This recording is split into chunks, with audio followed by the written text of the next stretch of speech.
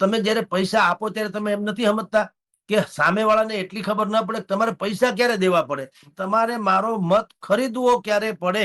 ઇટાલિયા લોકપ્રિયતાની ચરમસીમાએ હજી બિરાજે છે. ભારતીય જનતા પાર્ટી માટે કપરા ચઢાણ છે. ઇટાલિયાને કયા ગેસ્ટ હાઉસમાં કોણ ક્યાંને શું કામ પૈસા આપે છે અને કેની વાડીમાં કેટલો દારૂ વિતરો એ ખબર પણ જે પડવા માંડી છે. એ ભાજપની માહિતી કોને ખબર હોય? એ તો આપણે જાણીએ ને. ગોપાલ ઇટાલિયાને ખબર હોય, ભાજપ વાળાને ખબર હોય.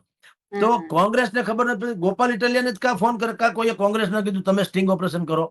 કારણ કે કોંગ્રેસના ઉમેદવાર પણ મિલી ભગતથી ઉભા હોય એવું એક વાત છે. બુદ્ધિપૂર્વક ઉભા, ખાલી પોદળામાં હાથી ખૂતાડીને આ પોદળો મારો, એમ, બીજું કઈ છે નહીં. અને ગોપાલને જે ઇન્ફોર્મેશન મળી રહી છે એ પણ ભાજપમાંથી પેપર લીક થતું હોય એવું લાગે છે. અને ગોપાલ ઇટાલિયાએ બંને સ્ટિંગ ઓપરેશન કરી પોલીસની હાજરીમાં દારૂ, અને એ દારૂ પકડવાનો વાડી કોની? કિરીટભાઈ જે પટેલ લડે છે એના અંગતમાં અંગત કહી શકાય એવા એક વ્યક્તિના સગા ભત્રીજાની વાડી છે. એટલે એ ભાજપ વાળા તો આડકતરી રીતે કહો તો એ ભાજપમાં ગણાય, તો એ કોંગ્રેસનો માલ દારૂનો હોય તો રાખવા દે નહીં. અને આમ આદમી તો ફરિયાદી છે એટલે એનો તો છે નહીં. હવે એ માલ કોનો છે ગોતવામાં ક્યાં કઈ અઘરું છે. અને પૈસામાં કોંગ્રેસ કેમ અમારી પાસે પૈસા નથી, તોય પૈસા ઈ આપે છે કોને? આમ આદમીને. ફરિયાદી આમ આદમી છે, વાયા મીડિયા આપે છે કોંગ્રેસ. એટલે બે તો અલગ. તો હવે પૈસા કોના? હવે એમાં કઈ ગોતવું પડે એમ છે. અને પાછા કિરીટભાઈ ની છાપ શું છે? અબજપતિ માણસ નહીં. આમાં સંયોગ કે પ્રયોગ ક્યાં બેવકૂફ માણસને ખબર ના પડે, બાકી તો ગમે ને ખબર પડે શું હાલી રહ્યું છે.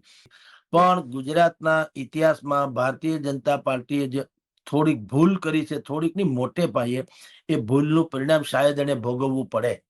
ગોપાલ ઇટાલિયા ત્યાં હીરો તરીકે ચમક્યા છે. એની પાછળ પણ ભારતીય જનતા પાર્ટીનો આ આંતરકલહ પણ બહુ જવાબદાર હોવાનું લાગે છે. બેન, વિસાવદન જનતાનું કલ્યાણ થવાનું, આવું જ થવું જોઈએ. આ બધાના ભંડાફોડ થવા જોઈએ. તમામ 156 ધારાસભ્યો આપ્યા. જો એ પેરિસ જેવા રોડ બધાની ત્રેવડ હોત બનાવી દીધા હોત તો આ 3 વખત થી આપ્યા. ભાઈ, 1-2 વખત થી નહીં તો નીકળ્યા પેરિસ ના લોકો અહીંયા વિઝા લઈને આવત જોવા હતું થઈને કે વિસાવદર ક્યાં છે, ગમે એમ થાય, અથવા તો ગુજરાત ક્યાં છે.